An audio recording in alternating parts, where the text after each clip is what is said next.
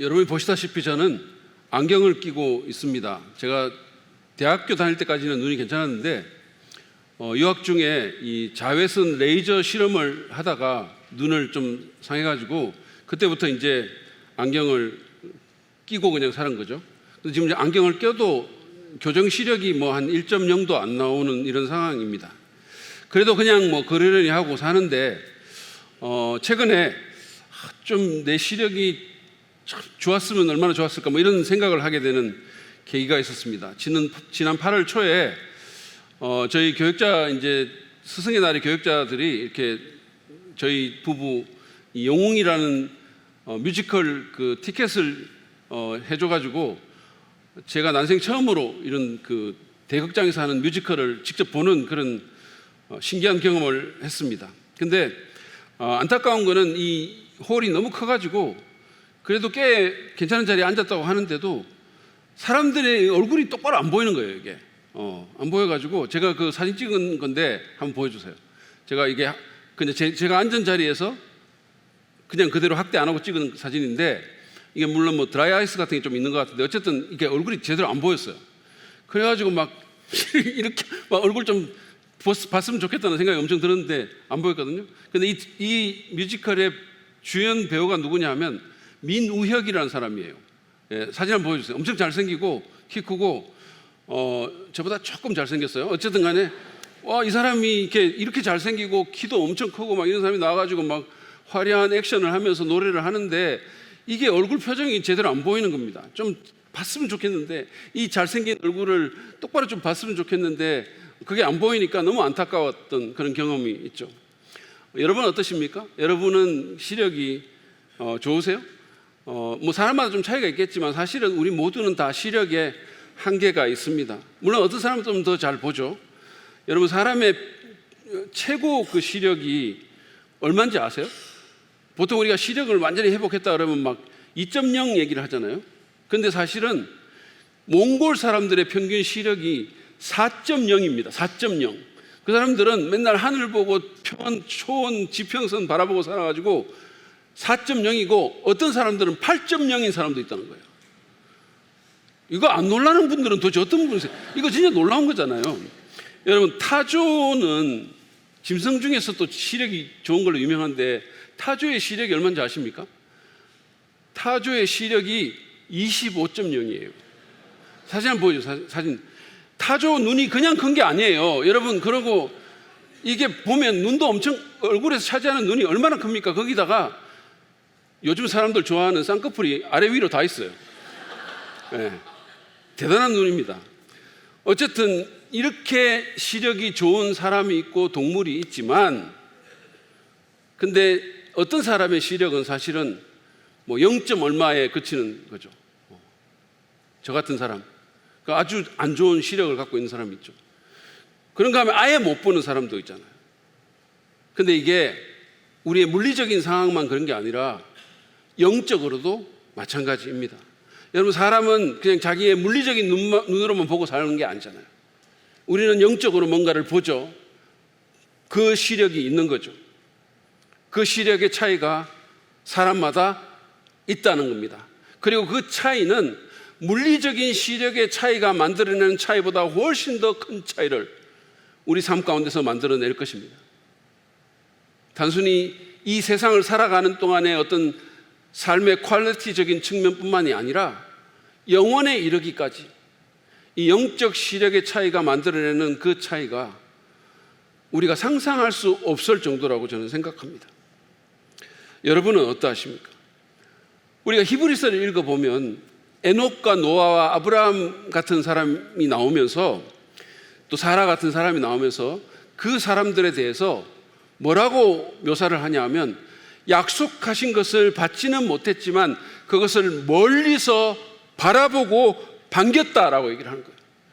다시 말하면 하나님께서 약속하신 것이 자기 눈앞에 없었지만 그렇지만 그거를 볼 수 있었다는 거예요. 그리고 그것 때문에 기뻐하고 그로 인해서 믿음으로 살 수 있었다는 거예요.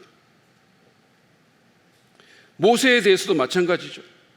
모세는 보이지 않는 분을 보이는 듯 살았다 이렇게 얘기했어요.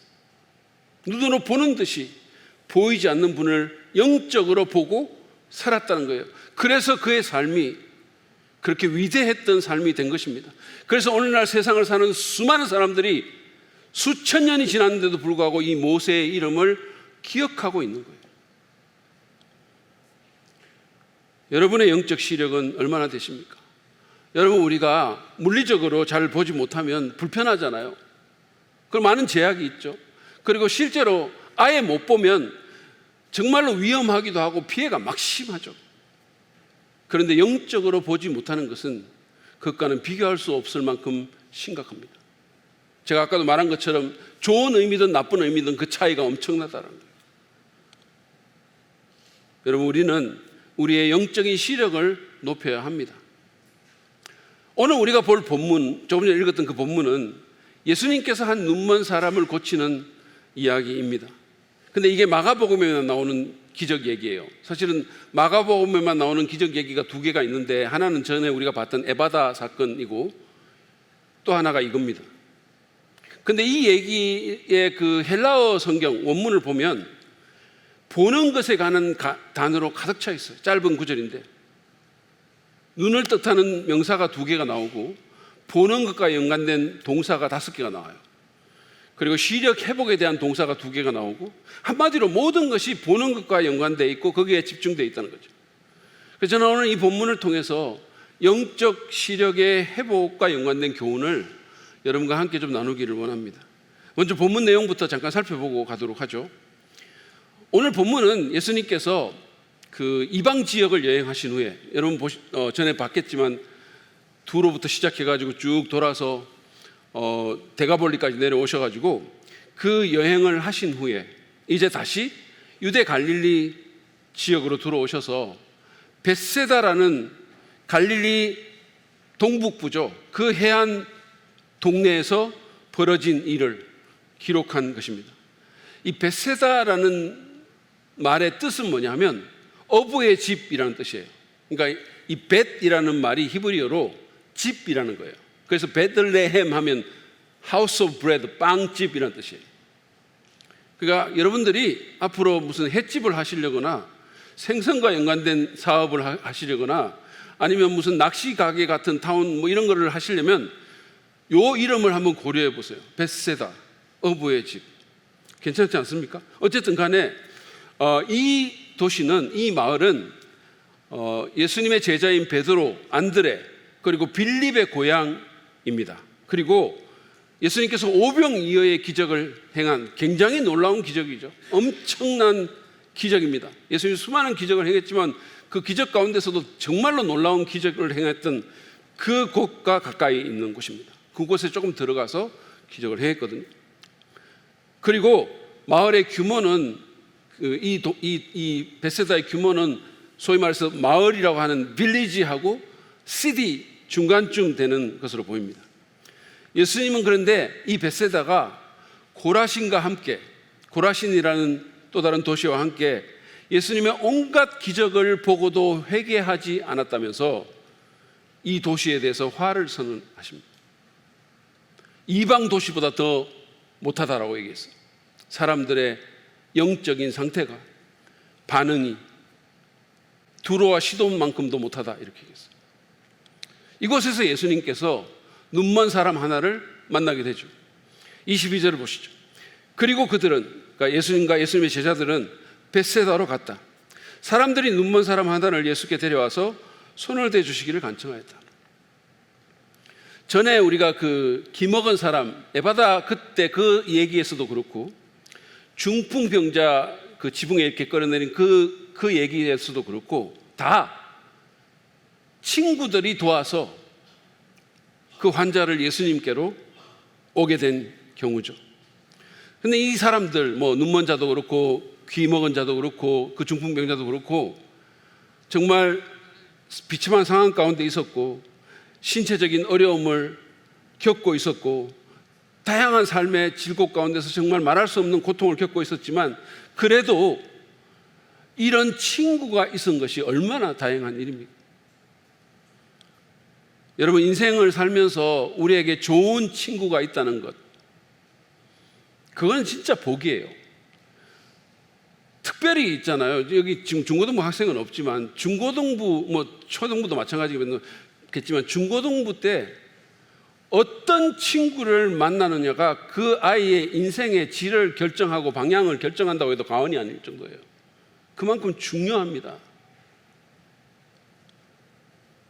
그런데 그 친구가 그냥 세상적으로 좋은 친구일 뿐만 아니라 나를 예수님께 가게 만드는, 예수님께 인도해주는, 예수님께 가까이 가도록 돕는 친구라면 그보다 더 좋은 복은 없는 거예요. 여러분, 그런 친구를 원하신다면 우리 교회 소그룹 교제 장인 목장 모임으로 꼭 가시기 바랍니다. 마음을 열고 다가가세요. 여러분, 내가 마음 닫고 있으면 아무리 좋은 사람이 있어도 아무 소용없고, 내가 마음 닫고 있으면 아무리 좋은 환경이 있어도 아무 소용이 없는 거예요. 물론 그 가운데는 어려운 사람들이 있을 수 있습니다. 여러분의 마음에 안 드는 사람이 있을 수 있어요. 여러분 스타일이 아닌 사람이 있을 수 있어요. 또 우리가 인간이 다 타락하고 어떤 면에서 뭐 어떤 부분이 고장나 있는 존재이기 때문에 불편한 존재도 있을 수 있어요. 그러나 그럼에도 불구하고 그런 곳에 가서 교제할 가치가 충분히 있다는 거예요. 그래서 거기서 여러분 마음을 열고 여러분의 영적인 친구를 주도권을 쥐고 만드십시오. 그것이 여러분의 인생에 얼마나 중요한 선택인지 모릅니다. 아무튼 이 눈먼 자의 친구들은 자기 친구 그 눈먼 자에게 예수님께서 안수해서 그를 고쳐주시기를 간절히 호소했어요. 여기 간청했다라고 번역된 이 말이 굉장히 강한 말이에요. 그들이 정말 절절히 간절히 주님께 호소했어요. 그 친구들이 고쳐달라는 거예요. 예수님은 그래서 그들의 청을 듣고 이 사람의 손을 잡고 마을 바깥으로 나가십니다. 여러분, 누군가의 손을 잡고 걷는 것은 매우 개인적이고 친밀한 일이죠. 저는 단 한 번도 윤 목사님 손을 잡고 그런 적이 없어요. 생각만 해도 끔찍합니다. 사실은 윤 목사님도 마찬가지일 거예요. 그런데 예수님께서 이 사람의 손을 잡고 가셨어요. 그런데 그렇게 갈 때 손만 잡고 갔겠습니까? 예수님께서 무슨 말씀을 하셨겠죠. 그리고 뭔가 장애물이 나타나면 여기 뭐 장애물이 있으니까 이렇게 가자라고 얘기하셨겠죠. 예수님께서 그 사람에게 친절을 베푸신 거죠. 그 사람의 상황 가운데로 들어가신 거죠. 그리고 그분이 이 사람을 마을 바깥으로 데리고 가신 것은 이 소문을 최소화하기 위해서일 겁니다.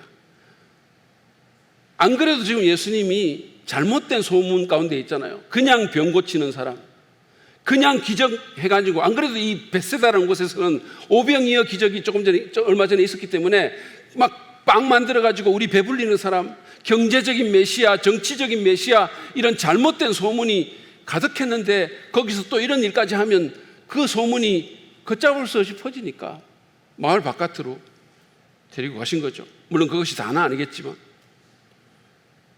아무튼 예수님 자신이 그저 그냥 병 고치는 분, 그저 기적을 행하는 분, 그런 분으로 알려지기를 원치 않으셨습니다. 왜냐하면 그것보다 훨씬 더 큰 분이시니까요.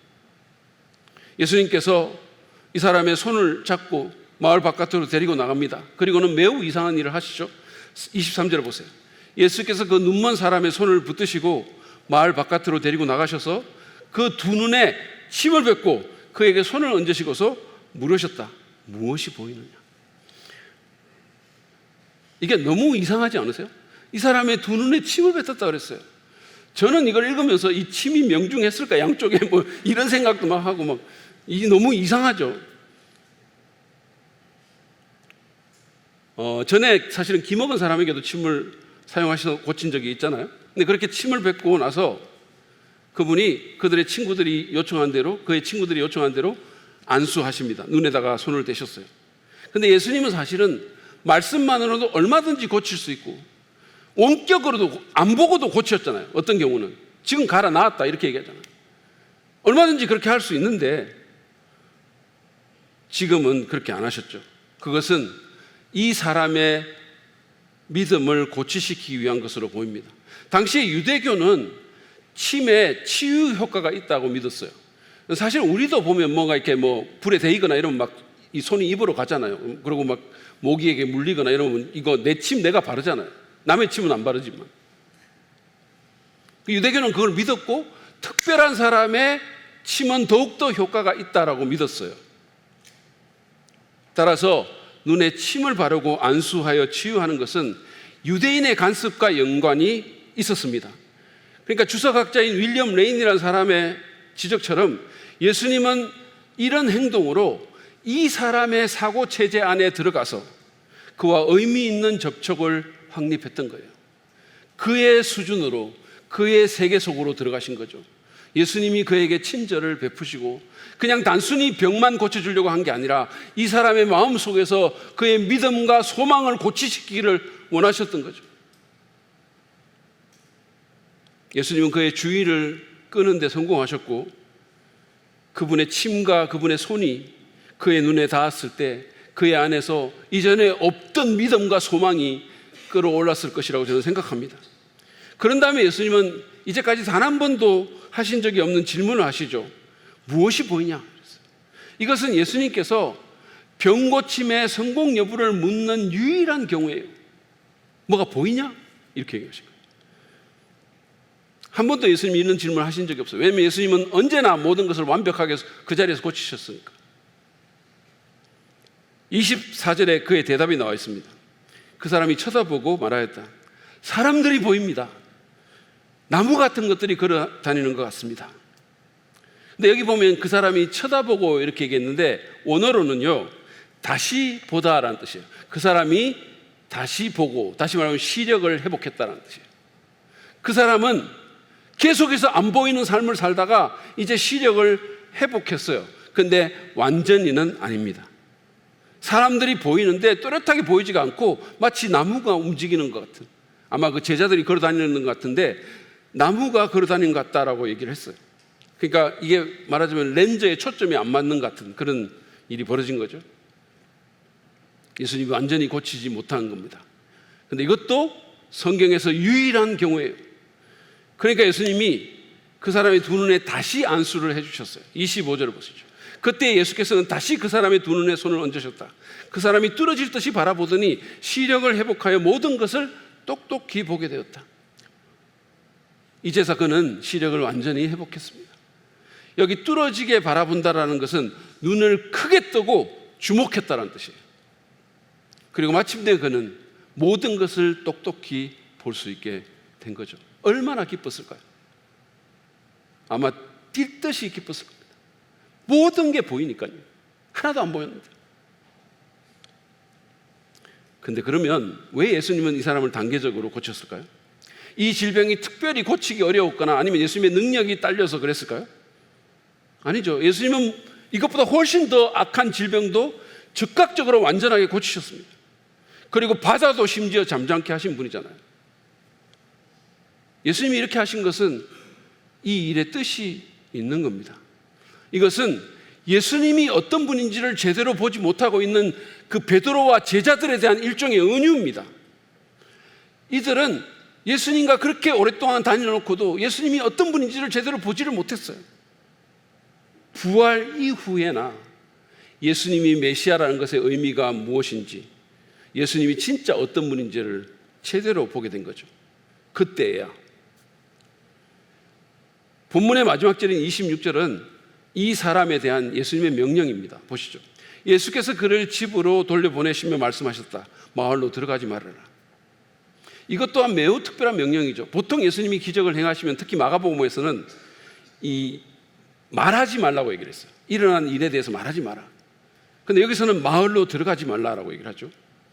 이것은 이 마을의 상황과 지금 예수님이 처한 상황과 연관이 있어 보입니다. 제가 나중에 더 자세하게 설명을 해드리겠습니다. 아무튼 이 얘기가 오늘 우리의 본문의 얘기인데 이 얘기를 통해서 영적 시력의 회복에 대해서 주님은 우리에게 무엇을 가르쳐주고 계실까요? 첫 번째로 저는 우리가 우리의 영적 시력에 문제가 있을 수 있음을 인식해야 한다고 생각합니다. 오늘 본문이 가르쳐주는 교훈입니다. 우리의 영적 시력에 문제가 있을 수 있음을 우리는 인식해야 되죠. 저는 이미 오늘 본문이 제자들의 영적 눈몸에 대한 은유적인 성격이 있다라고 말씀을 드렸죠. 이거는 이 본문의 앞 맥락과 뒷맥락을 보면 굉장히 분명히 볼 수 있어요. 그 앞부분에 보면 예수님께서 누룩을 바리새인의 누룩을 조심하라는 누룩 얘기를 할 때 제자들이 빵 걱정을 하잖아요. 빵 먹고 갔다 뭐 이런 얘기 했잖아요. 그때 예수님께서 뭐라고 얘기합니까? 18절에서 너희는 눈이 있어도 보지 못하고 귀가 있어도 듣지 못하느냐 그랬어요. 너희들이 영적으로 눈 멀었다 이런 얘기죠. 지금. 제대로 뭘 보지를 못하고 있냐 이렇게 얘기하는 거예요. 그러니까 앞부분이 이 제자들의 영적인 이 시력에 대해서 얘기를 하고 있죠. 그리고 뒷부분에서도 보면 베드로가 신앙 고백을 합니다. 주는 그리스도라고. 처음으로 이때까지는 예수님이 메시아인 줄도 모르고 막 계속 그러다가 처음으로 주님이 메시아입니다. 주님이 살아계신 하나님의 아들입니다라고 고백을 해요. 그런데 그 고백 바로 뒤에 예수님께서 자신의 십자가의 고난과 부활에 대해서 말씀하시니까 베드로가 맹렬하게 항의합니다. 죽으면 안 되죠. 메시아가 왜 죽어요? 그러면서 엄청나게 항의를 해요. 그러니까 심지어 예수님이 메시아라고 고백한 후에도 예수님이 어떤 분인지를 명확하게 못 본 거예요. 예수님이 도대체 어떤 메시아인지를 보지를 못한 거죠. 그러니까 이 앞맥락과 뒷맥락이 다 제자들의 영적 시력의 문제에 대해서 얘기를 하고 있는 거죠. 그러니까 그 사이에 끼인 이 얘기는 그 제자들에 대한 일종의 훈련의 과정이고 일종의 은유라는 말씀입니다. 영적인 문제에 관해서 적어도 예수님의 정체에 대해서 하나님 나라의 역사에 대해서 그들은 눈뜬 장님과 같았어요. 그런 면에서 본문의 이 눈먼 자는 영적으로 눈이 먼 제자들과 우리를 상징하는 존재라고 말할 수 있는 거죠. 여러분의 영적 시력은 어떠하십니까? 여러분은 어떠세요? 여러분은 눈에 보이는 것만 보고 사십니까? 여러분은 정말로 이 영적인 세계를 어느 정도로 어떻게 보십니까? 앞에서 말한 아브라함이나 모세처럼 보이지 않는 것을 보면서 사십니까? 여러분, 우리가 믿음으로 산다라는 것은 결국은 보이지 않는 것을 보는 것처럼 여기고 산다는 뜻이에요. 우리는 보는 것으로 살지 않고 믿음으로 삽니다 그랬잖아요. 그 말은 물리적인 눈으로 보이는 것, 이 세상, 성공, 돈 이것만 보고 살지 않고 보이지 않는 것을 보고 산다는 얘기예요. 만약에 우리의 영적인 시력이 밝다면 우리는 이 예배 장소 가운데 임재하신 주님의 영광을 볼 수 있게 될 것입니다. 우리는 눈에 보이는 이 세상이 다가 아니고 더 낫고 더 영구하고 더 영광스럽고 더 아름답고 더 놀라운 세계가 있음을 보게 될 것입니다. 여러분, 우리가 이 세상에 집착하고 우리가 믿음으로 살지 못하고 모든 것을 세상적인 조건으로 판단하고 눈에 보이는 대로 선택하고 그리고 종종 예배의 자리에 와서도 그 예배가 피상적인 것은 우리의 영적 시력이 어두워서 그런 거예요. 예수님의 제자들에 대한 질책처럼 우리는 눈이 있어도 종종 보지 못해요. 물론 예수님을 안 믿는 사람들은 그 시력이 완전히 그냥 0이죠, 0. 예수님이 계시는지, 예수님이 누군지, 하나님이 계시는지 전혀 보지 못하죠. 영적인 세계를 전혀 보지 못하죠. 유물론적인 그런 사상으로 살아가는 거잖아요. 그러나 믿는다고 하는 우리도 제대로 못 볼 때가 너무 많아요. 여러분, 우리는 우리의 영적 시력에 문제가 있음을 인식해야 됩니다. 그것이 마가가 오늘 얘기를 쓴 이유 중에 하나입니다. 이게 중요한 것은 우리가 문제를 인식할 때 그래야 고칠 수 있기 때문이에요. 문제를 인식할 때. 내가 영적인 시력에 문제가 있구나. 내가 봐야 되는 걸 제대로 못 보고 사는구나. 내가 예수 믿는다고 말을 하면서 광명을 찾았다고 하면서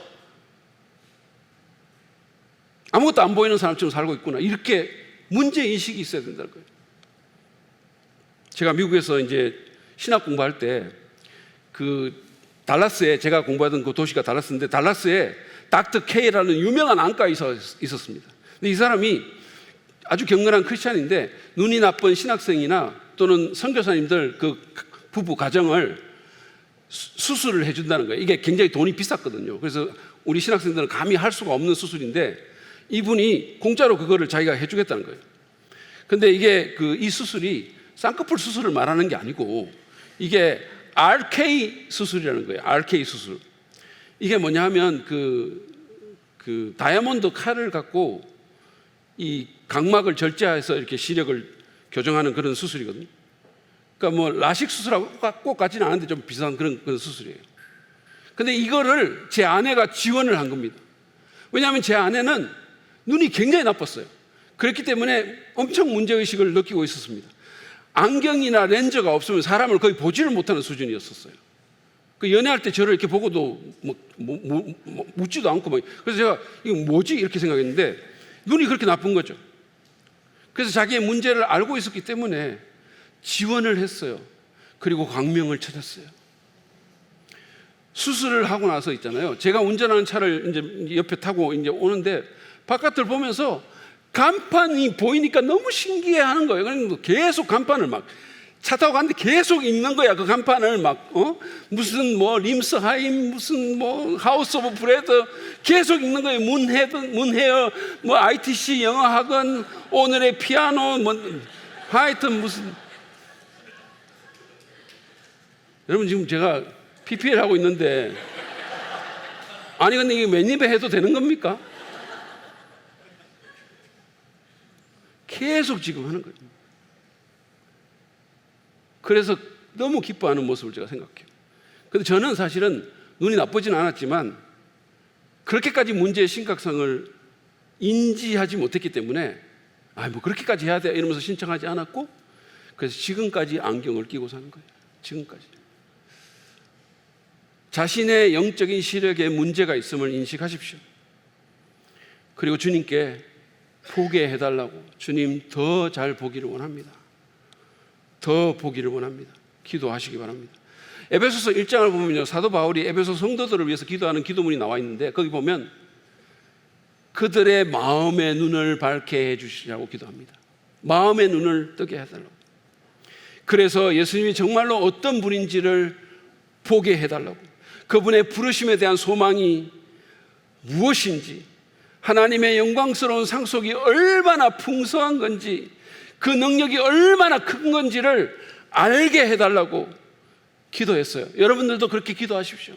주님, 내 마음의 눈을 뜨게 하셔서 주님께 속한 것의 그 아름다움을, 그 풍성함을, 그 능력을 보게 해주세요. 그거 보면서 살게 해주세요. 여러분 자신을 위해서 기도할 뿐만 아니라 자녀들, 가족들, 목원들, 성도들의 영적인 시력의 회복을 위해서 주님께 간구하고 기도하며 점점 더 향상되는 그런 삶을 사시기를 축복합니다. 두 번째로 우리는 영적 시력의 점진적인 회복을 받아들여야 돼요. 영적 시력의 점진적인 회복, 다시 말해서 회복의 점진성을 받아들여야 된다는 뜻입니다. 예수님께서 이 눈먼 사람을 두 번에 걸쳐서 고치신 것은 제자들의 영적 깨우침과 통찰이 그렇다는 것을 의미합니다. 제자들은 예수님이 어떤 분인지를 온전히 알지 못하고 보지 못했어요. 그렇게 오랫동안 다니면서 그저 단계적으로 조금씩 알게 된 거죠. 이게 사실은 이 기사가, 이 얘기가 마가복음 8장에 있잖아요. 여러분 마가복음 16장으로 되어 있고 딱 중간에 이게 있어요. 이거를 기점으로 해서 이전까지는 제자들은 예수님이 메시아인지 뭔지도 모르고 그냥 예수님 전혀 알지 못하고 심지어 귀신은 봤는데 제자들은 못 봤어요. 그러다가 이 중간에서 이 절정이죠. 어떻게 보면 이 중간에서 우리가 다음 주에 보게 될 텐데 베드로가 신앙 고백을 하죠. 예수님이 메시아라고, 그리스도라고, 하나님의 아들이라고 고백합니다. 그런데 거기서부터는 또 다른 영적 시력의 문제가 나타나요. 그것은 뭐냐면 이 메시아가 어떤 메시아인지를 제대로 못 보는 거죠. 그래서 이 메시아가 죽어야 한다는 것에 대해서 이해를 못해요. 그래서 계속해서 문제를 일으키죠. 예수님이 부활하신 후에야 그들이 모든 것을 제대로 보게 되는 겁니다. 우리도 마찬가지죠. 우리도 영적 시력이 점진적으로 회복됩니다. 여러분, 구원받는다고 갑자기 모든 것을 다 깨닫게 되고 모든 것을 다 보게 되는 거 아닙니다. 우리가 0.0에서 갑자기 그냥 예수님 믿었다고 그 다음날 25.0이 되는 게 아니란 얘기예요. 점진적으로 성장합니다. 믿음도 마찬가지예요.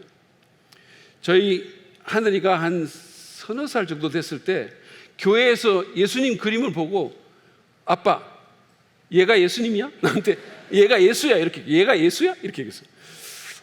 그냥 자기 수준에서 자기 눈에 보이는 대로 그냥 말하는 거죠. 예수님이 얼마나 크신 분인지, 얼마나 두려운 분인지, 얼마나 영광스러운 분인지 전혀 알지를 못했고 보지도 못한 거죠. 그러다가 이제 애가 유치원 때인지 한 초등학교 한 1학년 때인지 예수님을 구주로 영접한다고 고백했어요. 제가 샤워를 시키다가 갑자기 물이 뜨거워져가지고 아 뜨거 그러는 걸 보고 그때부터 지옥에 대해서 얘기를 하기 시작했어요. 공포심을 자극한 뒤 복음을 전했습니다. 그래서 내가 그랬어요. 너 죄 있잖아. 너의 죄를 위해서 십자가에 달려 죽으신 예수님 믿으면 이것하고는 비교할 수 없는 뜨거운 지옥에 안 가도 돼. 천국 가서 살 수 있어. 믿을래?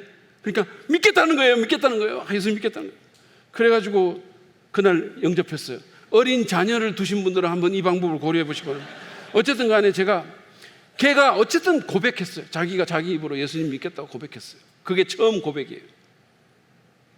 그런다고 그 이후에 이 아이의 영적인 시력이 확 좋아졌을까요? 얘가 예수야? 뭐 이거보다는 좀 나아졌겠지만 별로 그렇게 차이가 난 건 아니죠. 제 포인트는 이겁니다. 우리의 영적인 시력은 점진적으로 회복됩니다. 그러므로 우리가 예수님을 알아가는 일에 열심을 내되 너무 조급증을 내지 말아야 한다는 거예요. 너무 자신에 대해서 서두르지 말아야 됩니다. 서두른다고 되는 일이 아니기 때문에 어떤 사람들은 막 계속 어떤 지름길, 영적인 무슨 화끈한 뭐 이런 거 너무 집착해가지고 뭐 어떤 부흥회 같은데 이상한 집회 같은데 쫓아다니다가 정신 이상되는 사람이 있어요. 기독교인들 중에 그런 사람도 있어요. 정신이 이상해지는 거예요. 사람이 정서적으로 이상해지는 거예요. 그리고 막 이런 데 너무 가다 보니까 이단에 빠지고 신사도 운동 같은 데 빠지고 그런 일들이 벌어지는 거예요. 너무 좌절하지 마십시오. 너무 서두르지도 마세요. 왜 나는 늘 이 모양이야? 양육반도 이렇게나 했는데 왜 이것밖에 안 보여? 다른 사람들은 더 많이 보는 것 같은데 다 때려쳐야 되겠다. 이러지 말라는 거예요. 그리고 여러분 양육반 해가지고 안 보이면 또 한 번 더 하면 되는 거잖아요. 왜 아멘 안 하십니까?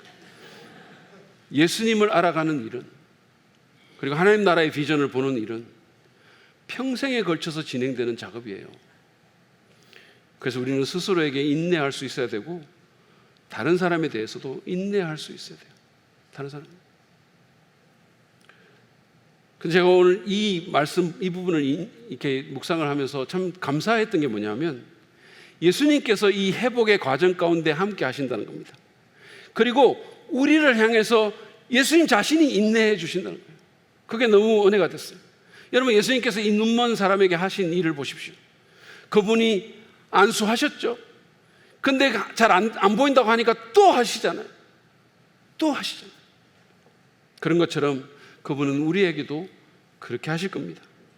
그분은 우리의 영적인 시력을 회복하는 과정 가운데 우리에게 다가오시고 우리의 손을 잡아 이끄시고 계속해서 손대시고 계속해서 우리를 인도해 주실 것입니다. 계속 만져주실 것이에요. 그분은 우리를 절대로 포기하지 않으실 겁니다. 한 번 해서 안 되면 다음에 또 만지시고 또 만지시고 그렇게 하실 겁니다. 그러므로 우리는 그분을 신뢰하는 가운데 때를 따라 돕는 은혜를 얻기 위해서 담대하게 은혜의 보좌로 나아가면 되는 거예요. 주님, 제가 이렇습니다. 지금도 초점이 안 잡히네요. 주님 도와주세요. 그러면 주님은 또 안수해 주십니다.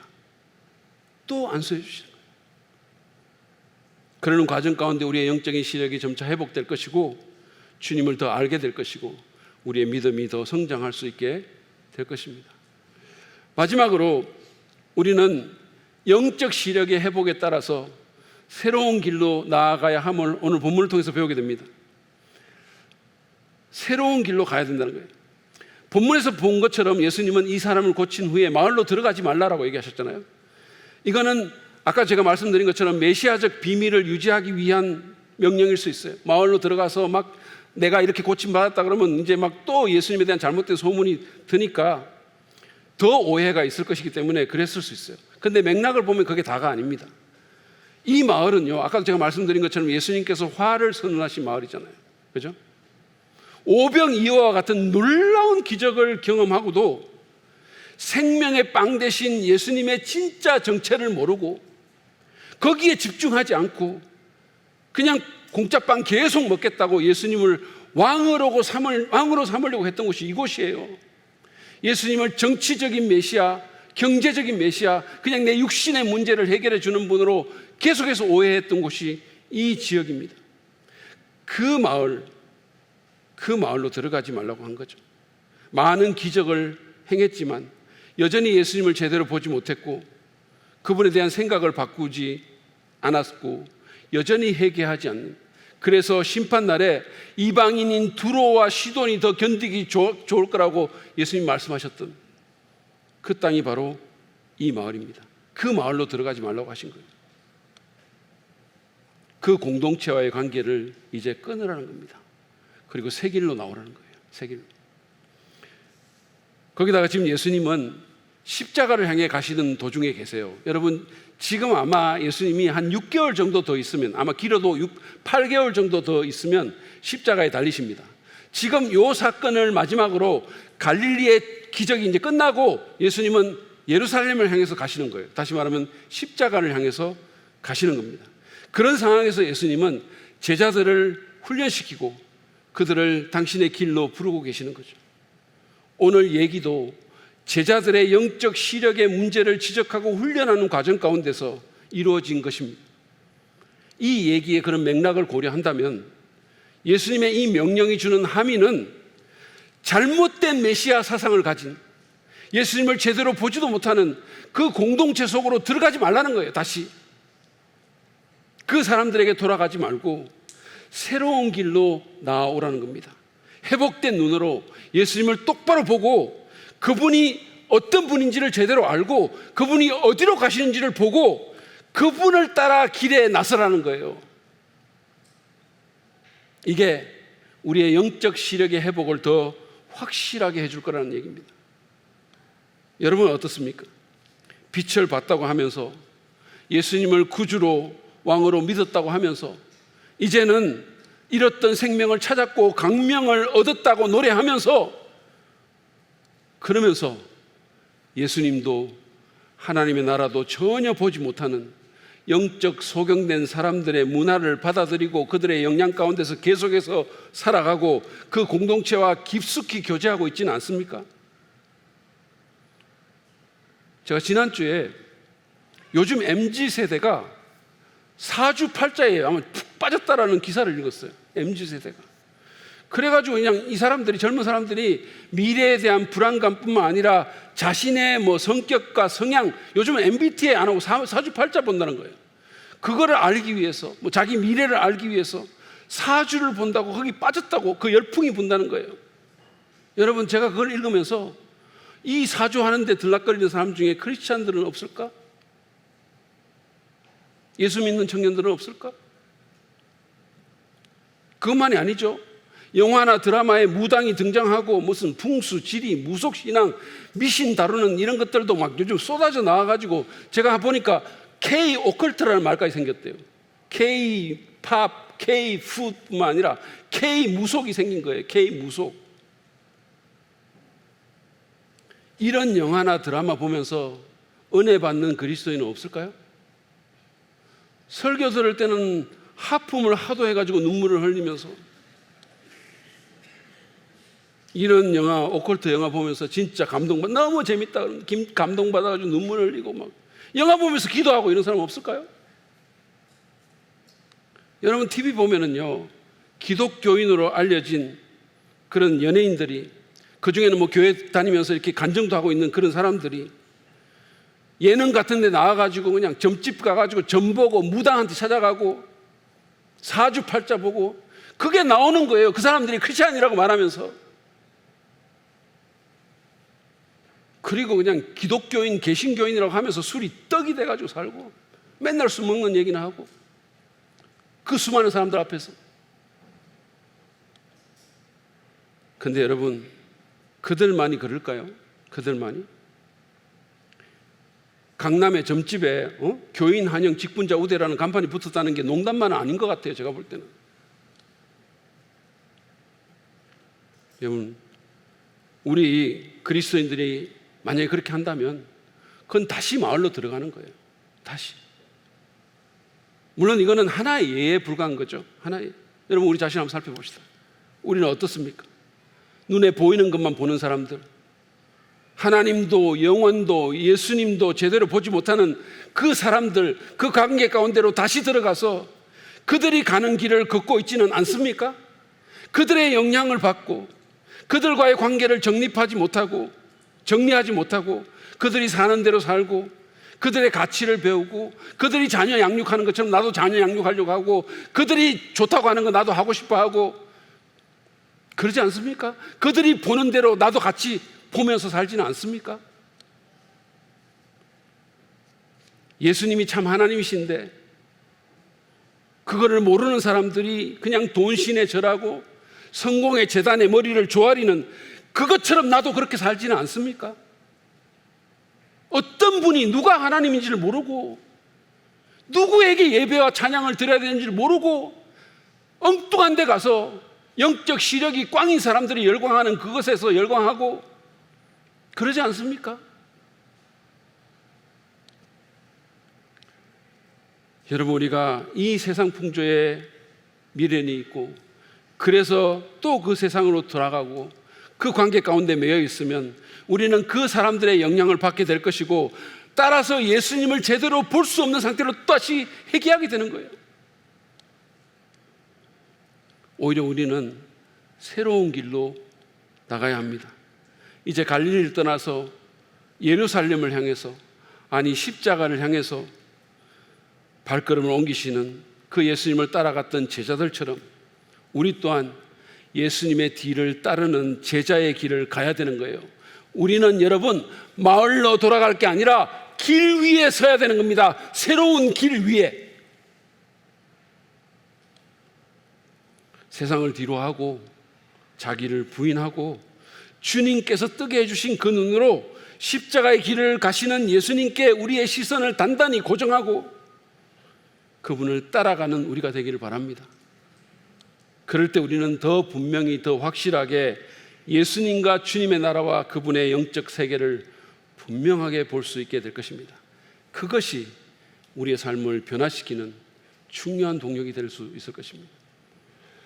오늘 우리는 우리의 영적 시력을 회복하기 위해서 먼저 우리의 시력에 문제가 있음을 인식하고 회복의 점진성을 받아들이고 우리의 눈을 뜨게 해주신 대로 세상으로 다시 들어가서 거기에 영향을 받을 것이 아니라 예수님을 바라보고 그분의 뒤를 따르는 제자로 살아가야 함을 배웠습니다. 길 위에 서야 함을 배운 거죠. 이 시간에 우리 찬양하면서 한번 주님 앞에 나아갈 때 주님, 우리의 마음의 눈을 뜨게 해주십시오. 그래서 주님 더 잘 보게 해주세요. 우리 그런 마음으로 주님 앞에 나아갑시다. 나의 눈을 열어서 주님, 주를 보게 하시고 주의 사랑을 알게 해주세요.